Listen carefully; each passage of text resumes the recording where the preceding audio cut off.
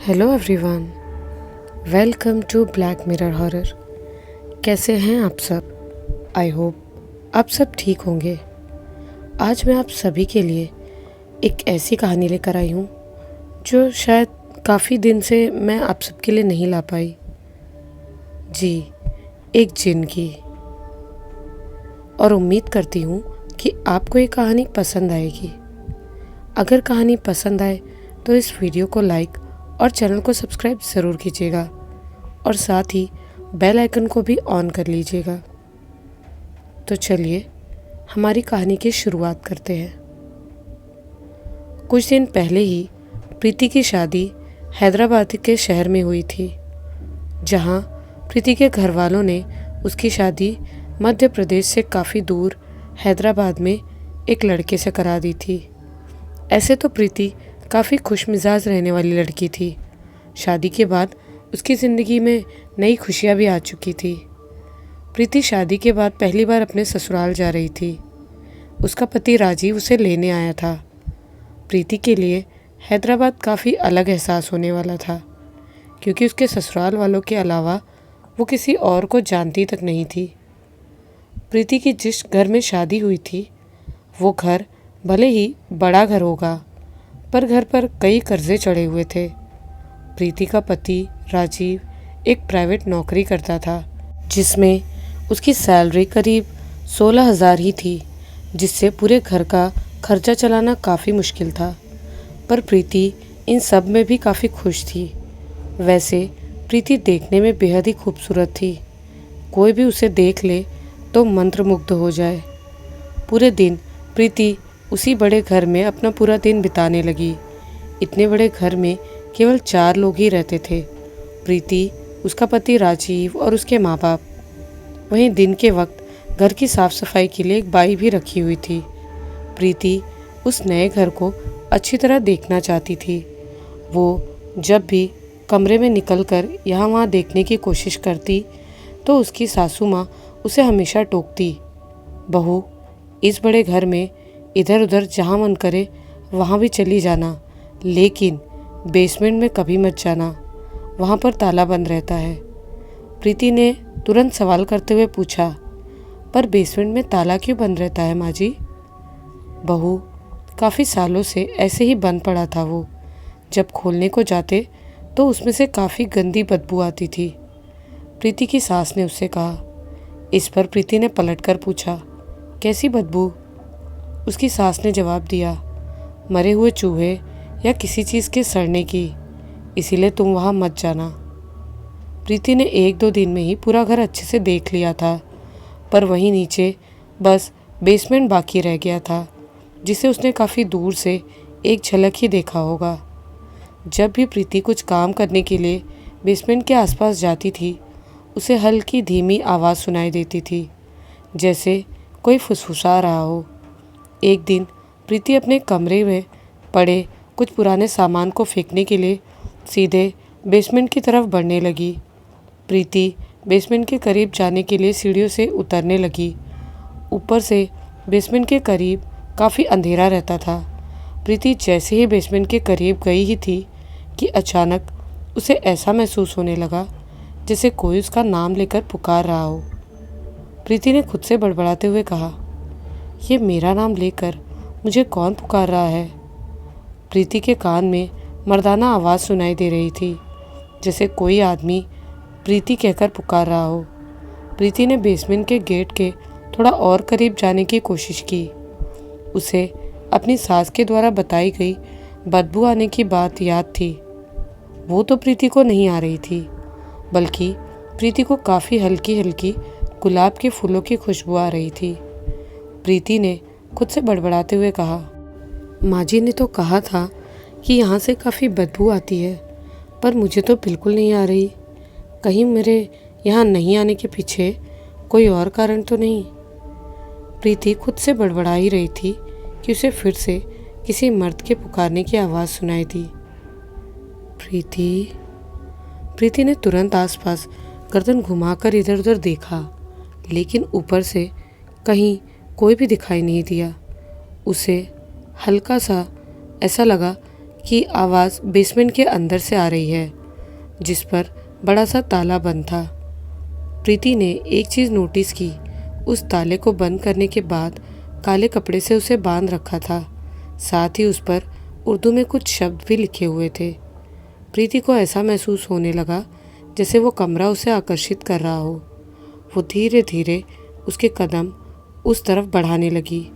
जैसे ही प्रीति उस ताले को छूने के लिए अपना हाथ बढ़ाने ही वाली थी, उतने में किसी ने प्रीति के कंधे पर हाथ रख दिया। प्रीति एकदम से कांप उठी। डर के मारे उसके पैर हल्के हल्के कांपने लगे। प्रीति ने धीरे धीरे अपनी गर्दन पीछे घुमाकर देखना चाहा। जैसे ही प्रीति पलटी तो उसकी आंखों के सामने कोई और नहीं, उसकी सास थी। इससे प्रीति के चेहरे का रंग और भी ज़्यादा उड़ गया। प्रीति को वहाँ देखकर उसकी सास ने कहा, बहू, तुम यहाँ क्या कर रही हो? तुम्हें यहाँ आने के लिए मना किया था ना, फिर भी यहाँ आई तुम? इस पर प्रीति ने तुरंत जवाब देते हुए कहा, माँ जी, मैं तो बस कुछ सामान इधर रखने आई थी, पर पता नहीं मुझे अजीब सा एहसास होने लगा। वैसे इस गेट के पीछे कोई है क्या? प्रीति ने सवाल करते हुए अपनी सास से पूछा। उसकी सास ने तुरंत जवाब दिया, हम कुछ साल पहले ही इस घर में आए थे। उससे पहले ये घर किसी और का था। उसने हमें ये घर बेच दिया था और उसी ने ये गेट खोलने के लिए मना किया था। प्रीति ने तुरंत कहा, तो आप में से किसी ने ये नहीं देखा कि इसके पीछे क्या है और इधर आने से क्यों रोका था? नहीं, इसकी चाबी मिली ही नहीं, तो हमने भी इसे ऐसे ही बंद पड़े छोड़ दिया। तब से ये ऐसे ही है। तुम्हें इसीलिए मना किया क्योंकि यहाँ से गंदी बदबू आती है। जो इधर आता है उसकी 2 दिन के लिए तबीयत खराब हो जाती है। प्रीति ने सास से ये सारी बातें सुनी। अपनी सास की बातों से उसे बिल्कुल नहीं लग रहा था जैसे उन्होंने उसे कोई बात छुपाई हो। इसके बाद प्रीति को सास वहाँ से लेकर चली गई, पर प्रीति के मन में बार बार उसी बेसमेंट का ख्याल आ रहा था और वो पूरा टाइम इसी के बारे में सोच रही थी। आखिर बेसमेंट में कुछ नहीं है तो वो आवाज़ मुझे किसकी सुनाई दे रही थी और वो किसी आदमी की थी, तो उसके पीछे कौन था? प्रीति को ये सवाल परेशान करे जा रहे थे। वहीं रात के 11 बजे के वक्त प्रीति अपने पति राजीव के इंतज़ार में सोफे पर बैठी हुई थी। ऑफिस के काम से राजीव अभी तक घर नहीं आया था। प्रीति बिना राजीव के डिनर नहीं करना चाहती थी, इसीलिए उसके इंतज़ार में थी। धीरे धीरे उसकी आंखें झपक गई। कुछ ही देर में उसे सपना आया कि प्रीति बेसमेंट के पास खड़ी है और सामने वही गेट था। अचानक गेट के ऊपर किसी के हाथ के निशान बाहर की तरफ उभरने लगे। साथ ही धीमे धीमे प्रीति के कान में मर्द की आवाज़ में पुकारने की आवाज़ सुनाई दी, प्रीति, मेरे पास आओ। तभी प्रीति ने देखा ज़मीन के अंदर से एक बड़ा सा हाथ बाहर निकलकर प्रीति के गर्दन को कस के पकड़ लिया और पकड़ इतनी मजबूत थी कि प्रीति के मुंह से ज़ोर की चीख निकल पड़ी। इसी के साथ उसकी नींद खुल गई। जैसे ही प्रीति ने उठकर देखा तो वह एकदम से शॉक्ड हो गई। उसके सामने राजीव बैठा हुआ था और वही उसके कान में धीरे धीरे प्रीति ऐसा फुसफुसा रहा था।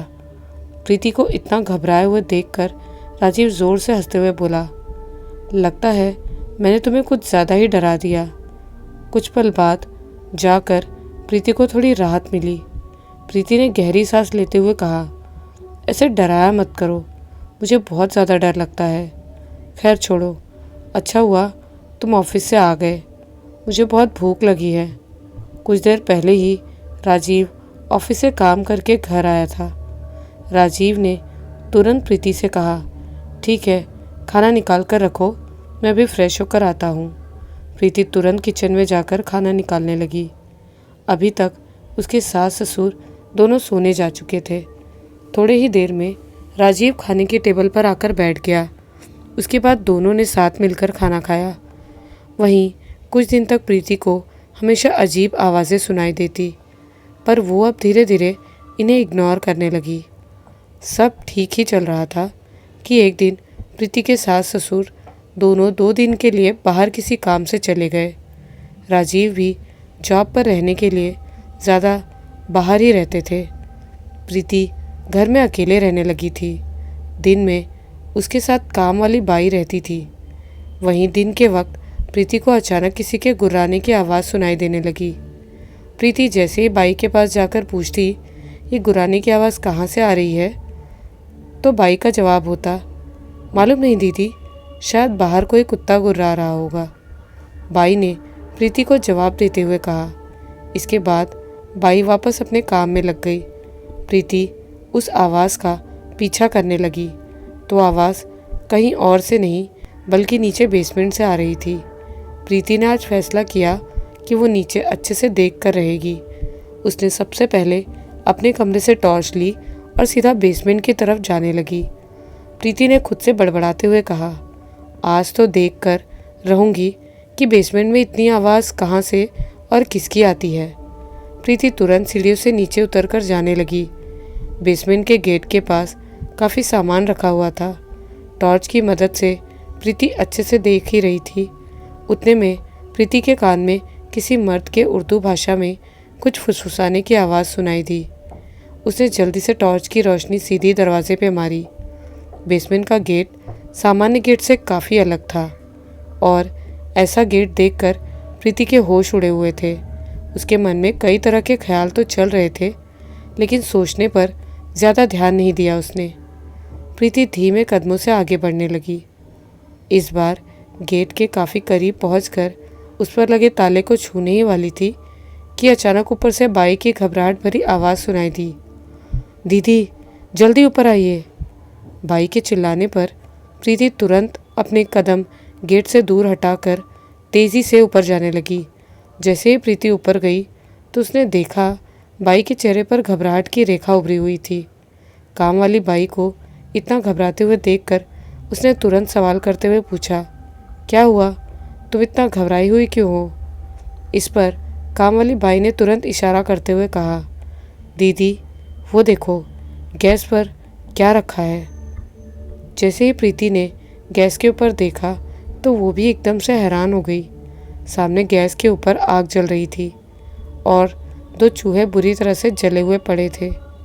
दोनों चूहे का शरीर जलकर काला पड़ गया था। प्रीति भी काफ़ी घबरा चुकी थी। प्रीति ने काम वाली बाई से पूछा, ये कैसे हो गया, तुमने गैस खुला छोड़ दिया था क्या? काम वाली बाई ने याद करते हुए कहा, शायद दूध गर्म किया था तो शायद खुला रह गया होगा।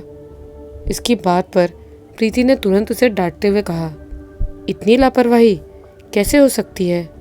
गैस बंद करना कैसे भूल सकती हो तुम? काम वाली बाई को डांटने के बाद प्रीति वापस अपने कमरे में आ गई। वहीं रात के 10 बजते ही प्रीति को हल्की हल्की नींद आने लगी थी। अब तक काम वाली बाई भी सारा काम निपटाकर वापस घर चली गई। प्रीति की पलक झपकी ही थी, अचानक से राजीव ने गेट की बेल बजा दी। प्रीति तुरंत अपने कमरे से बाहर निकलकर खोलने गई। बाहर राजीव को देखकर उसके चेहरे पर छोटी सी मुस्कान आ गई। राजीव बिना कुछ बोले ही अंदर आया और सीधा कमरे की तरफ चला गया। वो वहीं खड़ी होकर राजीव को एकटक देख रही थी। तभी राजीव ने प्रीति को आवाज़ देते हुए कहा, प्रीति 1 मिनट के लिए इधर आओ। प्रीति जैसे ही राजीव के साथ कमरे में गई तो राजीव ने उसका हाथ तेज़ी से पकड़ लिया। प्रीति को थोड़ा दर्द हुआ पर उसने अंदर ही अंदर सह लिया। पर राजीव ने आज से पहले ऐसा कभी नहीं किया था। राजीव ने झटके से प्रीति की कमर को पकड़कर अपने करीब खींचा और उसके बालों को छूने लगा। इस पर प्रीति ने शर्माते हुए कहा, जी आप अभी तो आए हो, पहले फ्रेश हो जाओ। इस पर प्रीति खुद को छुड़ाकर दूर हो गई। वहीं राजीव सीधा बाथरूम के अंदर चला गया। तभी अचानक फिर से किसी ने बेल बजा दी। प्रीति बेल की आवाज़ सुनकर खुद से बोली, अब इस वक्त और कौन आ गया? प्रीति जल्दी से बाहर मेन गेट की तरफ बढ़ने लगी। कुछ ही पल में उसने जैसे ही गेट खोला तो एकदम से प्रीति के चेहरे का रंग उड़ गया। उसकी आंखें फटी की फटी रह गई, मानो वो अपनी पलकें झपकाना भूल गई हो। अगले पल प्रीति ने अपने थरथराते हुए होठों से जैसे तैसे शब्द निकाले, राजीव आप? प्रीति के सामने घर के बाहर राजीव खड़ा था। उसके हाथ में ऑफिस का बैग भी था। राजीव प्रीति के उड़े हुए चेहरे को देखकर थोड़ा सोच में पड़ गया। प्रीति ने धीरे से बुदबुदाते हुए कहा, राजीव, अगर आप यहाँ हैं तो अंदर कौन है? अगर अंदर राजीव है तो मेरे सामने कौन खड़ा है? राजीव को हल्की सी प्रीति की बातें सुनाई पड़ गई थी। राजीव ने तुरंत पलटकर कहा, पर मैं तो अभी आ रहा हूँ, तो तुमने अंदर किसे देख लिया? या कहीं तुमने कोई सपना तो नहीं देखा ना? इतना कहकर राजीव प्रीति के ऊपर हंसने लगा। प्रीति ने तुरंत सीरियस होते हुए कहा, मैं सच कह रही हूँ, मैंने अभी बाथरूम के अंदर जाते हुए देखा था। राजीव प्रीति की बात को मानकर कमरे के पास वाले बाथरूम की तरफ बढ़ने लगा। पीछे पीछे प्रीति भी थी। जैसे ही राजीव ने धीरे से बाथरूम का दरवाज़ा खोला, वो एकदम से शॉक्ड हो गया। साथ ही प्रीति के मुंह से ज़ोर की चीख निकल गई। उनके सामने टाइल्स पर काफ़ी सारा खून बिखरा हुआ था। वहाँ पर किसी की लाश भी नहीं पड़ी थी, बस खून ही बिखरा हुआ था। राजीव ने प्रीति से सवाल करते हुए कहा, इतना सारा खून कहाँ से आया? कुछ हुआ है क्या? प्रीति ने तुरंत मना करते हुए कहा, पता नहीं, पर मुझे ऐसा लग रहा है जैसे इस घर में किसी का साया है। राजीव ने तुरंत प्रीति से चिल्लाते हुए कहा, व्हाट रबिश, ये मेरा घर है, कोई जंगल नहीं जो साया होगा। इतना कहकर राजीव वहाँ से चला गया। वहीं रात के वक्त राजीव गहरी नींद में सोया था। कमरे में काफ़ी अंधेरा छाया हुआ था। अचानक से राजीव के कान में प्रीति की ज़ोर से चिल्लाने की आवाज़ सुनाई दी। प्रीति को चिल्लाता देख राजीव तुरंत उठकर बैठ गया और लाइट चालू कर दी। राजीव ने तुरंत सवाल करते हुए पूछा, क्या हुआ? तुम चिल्लाई क्यों? कोई सपना देखा क्या? राजीव ने देखा प्रीति बिल्कुल चुपचाप बिस्तर पर लेटी हुई थी। उसकी आंखें खुली हुई थी। राजीव को प्रीति के चेहरे पर डर के भाव बिल्कुल नहीं दिख रहे थे। राजीव ने फिर से प्रीति से सवाल किया, पर प्रीति ने कोई जवाब ना देकर ऊपर छत की तरफ इशारा करने लगी। राजीव ने देखा तो छत की तरफ कुछ भी नहीं था। राजीव ने चिढ़ते हुए लहजे में कहा, ऊपर कुछ तो नहीं है? प्रीति ने घबराई हुई आवाज़ में कहा, वो देखो, भयानक सा साया छत पर लटका हुआ मुझे घूर रहा है। भले ही प्रीति की आवाज़ में डर झलक रहा था, लेकिन उसके चेहरे पर डर का कोई भाव नहीं था। साथ ही उसका पूरा शरीर काफ़ी तेज़ कांप रहा था। राजीव प्रीति को देखकर काफ़ी दंग था। उसे समझ नहीं आ रहा था आखिर प्रीति को अचानक से क्या हो गया। राजीव तुरंत प्रीति के पास बैठकर उसे शांत कराने की कोशिश करने लगा। तब जाकर प्रीति थोड़ी शांत हुई। अब तो प्रीति के सास और ससुर भी वापस आ चुके थे, पर प्रीति के चेहरे पर कोई खुशी नहीं थी। धीरे धीरे समय के साथ उसके चेहरे के भाव गायब हो गए। घर में कभी भी खुशी का माहौल होता था, लेकिन प्रीति के चेहरे पर कभी खुशी नहीं झलकती थी। वहीं कुछ ही दिन में प्रीति के पति का प्रमोशन काफ़ी ऊंची पोस्ट पर हो गया, जिसमें सैलरी काफ़ी ज़्यादा मिलने लगी थी। प्रीति को छोड़कर पूरा परिवार काफ़ी खुश था। अब प्रीति के साथ काफ़ी अजीबोगरीब चीज़ें होना शुरू हो गई थी। प्रीति कभी कभी गहरी नींद में चलकर छत पर चली जाती, तो कभी अंधेरे में बैठकर अपनी सुबह कर देती। राजीव को काम से इतनी फुर्सत तक नहीं मिल रही थी जिससे वो प्रीति पर ध्यान दे सके। वहीं एक शाम जब प्रीति की सास उसके कमरे के बाहर से गुजर रही थी, तो उसे काफ़ी धीरे धीरे फुसफुसाने की आवाज़ सुनाई देने लगी, जैसे प्रीति किसी और से बात कर रही हो। प्रीति की सास ने मन में बड़बड़ाते हुए कहा, ये प्रीति इतना धीरे किससे बात कर रही है? देखना पड़ेगा। जैसे ही प्रीति की सास ने गेट खोला तो देखा प्रीति कमरे के कोने में बैठकर धीरे धीरे फुसफुसा रही थी। इस वक्त वो अपने आप में ही जैसे बातें किए जा रही थी और उसके बाल भी खुले हुए थे। प्रीति की सास दबे कदमों से अंदर की तरफ आकर प्रीति के करीब जाने लगी। प्रीति अभी भी बड़बड़ाए जा रही थी। उतने में उसकी सास ने तेज़ आवाज़ में सवाल पूछा, प्रीति, ये तुम ज़मीन पर बैठकर किससे बात कर रही हो? जैसे ही प्रीति की सास की आवाज़ उसके कान में पड़ी, वो एकदम से चौंक कर खड़ी हो गई। प्रीति को खुद समझ नहीं आ रहा था आखिर वो क्या कर रही थी? ऐसा लग रहा था जैसे किसी ने उसे अपने वश में किया हो। प्रीति बड़बड़ाते हुए बोली, मैं यहाँ कैसे आ गई?" प्रीति को काफ़ी तेज़ चक्कर आने लगा। दूसरे ही पल वो बेहोश होकर गिर पड़ी। कुछ देर बाद जाकर प्रीति को जब होश आया तो वो बिस्तर पर पड़ी हुई थी। पास ही उसका पति वहीं खड़ा था। वो उठने की कोशिश करने लगी। तभी राजीव ने उसे मना करते हुए कहा, "तुम आराम करो, रात का वक्त भी हो चुका था।" राजीव प्रीति के बगल में सोया हुआ था। रात के करीब 1 बजे ही होंगे।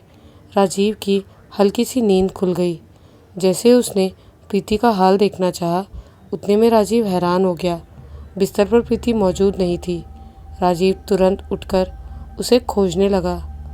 कमरे में प्रीति मौजूद नहीं थी। राजीव प्रीति को खोजते हुए जैसे ही कमरे से बाहर आया, उसे हल्की सी फुसफुसाने की आवाज़ सुनाई देने लगी। काफ़ी अजीब शब्दों में कोई बड़बड़ा रहा था। राजीव खुद से सवाल करते हुए बोला, "इतनी रात में फुसफुसाने की आवाज़ प्रीति की तो नहीं?" राजीव आवाज़ का पीछा करते हुए जैसे ही थोड़ा आगे गया तो एक कमरे के अंदर उसे बुदबुदाने की आवाज़ सुनाई दे रही थी। राजीव से रहा नहीं गया। उसने गेट हल्के से खोलकर देखा तो काले रंग का दुपट्टे से खुद को और पूरे सर को कवर करके प्रीति ज़मीन पर बैठी हुई थी। उसका मुंह दूसरी तरफ होने के कारण केवल उसकी पीठ दिखाई दे रही थी। राजीव ने खुद से तुरंत कहा, "प्रीति इतनी रात में ये क्या कर रही है?" राजीव धीरे धीरे कदम प्रीति की तरफ बढ़ाने लगा। साथ ही प्रीति के बड़बड़ाते हुए शब्द भी क्लियर होते जा रहे थे। प्रीति इस वक्त कुरान की आयत पढ़ रही थी। प्रीति ने दुपट्टे को बुर्के की तरह बनाकर मुंह ढक रखा था और दोनों हाथों को ऊपर करके बैठी थी। उतने में राजीव ने उसे टोकते हुए कहा, "प्रीति, ये तुम क्या कर रही हो? तुम्हारा दिमाग खराब हो गया है क्या?" पर प्रीति पर राजीव की बातों का कोई असर नहीं पड़ रहा था। लगातार कुरान की आयतें पढ़े जा रही थी। कुछ ही पल बाद प्रीति अपना सिर झुकाकर जमीन को चूमने लगी। इस पर राजीव ने कस के अपना सर ठोक लिया। राजीव का गुस्सा बढ़ते जा रहा था, पर प्रीति बिल्कुल शांत थी। प्रीति ने राजीव के पास आते हुए कहा, "अल्लाह ताला आपको बरकत दे।" राजीव बौखलाया हुआ बोला, "तुम हिंदू हो, ना कि मुस्लिम, और हमारे घर में ये सब बिल्कुल नहीं चलेगा।" इसके बाद जैसे ही प्रीति ने अपने सर से दुपट्टे को हटाया, उतने में वो बेहोश हो गई। वहीं दूसरे दिन की सुबह प्रीति की सास कुछ पुराना सामान रखने के लिए बेसमेंट की तरफ जा रही थी तो उनकी नज़र जैसे ही दरवाजे पर पड़ी, वो हक्की बक्की रह गई, क्योंकि बेसमेंट का दरवाज़ा खुला हुआ था। उसका ताला टूटकर ज़मीन पर एक टक पड़ा था और वो काला कपड़ा आग में जला पड़ा था। प्रीति की सास थोड़ी हैरान थी, क्योंकि आज से पहले कभी वो दरवाज़ा खुला नहीं था। प्रीति की सास ऊपर आते हुए पूछने लगी, "ये बेसमेंट का बंद पड़ा हुआ गेट किसने खोला?" सबके चेहरे पर हल्के हैरानी के भाव थे। सबके चेहरे को देखकर साफ लग रहा था जैसे उसने नहीं खोला हो। तभी प्रीति के ससुर अपनी बीवी को समझाते हुए बोले, "अरे क्या हुआ, पुराना गेट ही तो था। कोई बात नहीं, कौन सा भूतिया कमरा था जिसके खुलने पर चिल्ला रही हो?" वहीं दिन पर दिन प्रीति के हाव भाव को देखकर राजीव काफ़ी परेशान रहता था, लेकिन उसे काम से बिल्कुल फुर्सत नहीं मिलती थी। प्रीति काफ़ी उदास और गुमसुम सी रहने लगी। वहीं एक दिन राजीव ऑफिस से घर आया। उसे इत्र की खुशबू आने लगी। इत्र की खुशबू काफ़ी दूर तक आती है। जैसे ही राजीव कमरे में गया तो देखा प्रीति सोफे पर बैठी हुई अपने बालों को संवार रही थी। आज प्रीति को देखकर राजीव का मन मचलने लगा था। राजीव प्रीति के करीब जाते हुए बोला, "आज तुम बहुत ज़्यादा प्यारी लग रही हो।" राजीव प्रीति के करीब आने लगा। वो प्रीति को टच कर रहा था, पर प्रीति के चेहरे पर प्यार की जगह गुस्सा छाया हुआ था। जैसे प्रीति को राजीव का टच करना सही नहीं लग रहा था। राजीव ने जैसे ही प्रीति के कमर को छुआ ही था, इतने में प्रीति का गुस्सा फूट पड़ा। प्रीति गुस्से के साथ भरी आवाज़ में बोली, "इसे छूने की तुम्हारी हिम्मत कैसे हुई? ये सिर्फ मेरी है।" राजीव को प्रीति की बातें काफ़ी अजीब लग रही थी। राजीव को पहले से काम का काफ़ी टेंशन था, जिस कारण राजीव दोबारा पलटकर प्रीति से कोई सवाल जवाब नहीं करता। वहीं रात के वक्त जब राजीव प्रीति के बगल में सोया हुआ था, तब एकाएक उसे काफ़ी ज़्यादा गर्मी का एहसास होने लगा। ऐसा लग रहा था जैसे उसका बिस्तर जल रहा हो। राजीव ने उठकर देखा तो उसे कुछ नहीं दिखा। पास ही प्रीति सोई हुई थी। जैसे ही राजीव ने प्रीति को हल्का सा छुआ, उसे ऐसा एहसास हुआ जैसे प्रीति का शरीर आग में जल रहा हो। राजीव ने झटके से अपने हाथ को पीछे खींच लिया, वरना उसका हाथ ही जल जाता। उसने प्रीति को उठाने की कोशिश की, पर प्रीति गहरी नींद में सोई हुई थी। राजीव के बिस्तर पर दोबारा लेटते ही अचानक प्रीति के शरीर से काली रंग की परछाई निकलते हुए दिखाई दी। धीरे धीरे वो परछाई बड़ी होने लगी। राजीव डर से थरथराने लगा। वो परछाई बाहर निकलकर हवा में चारों तरफ लहराने लगी। राजीव डर से घबराया हुआ था। राजीव ने कांपते हुए आवाज़ में सवाल किया, कौन हो तुम? पर कोई रिस्पॉन्स नहीं मिला।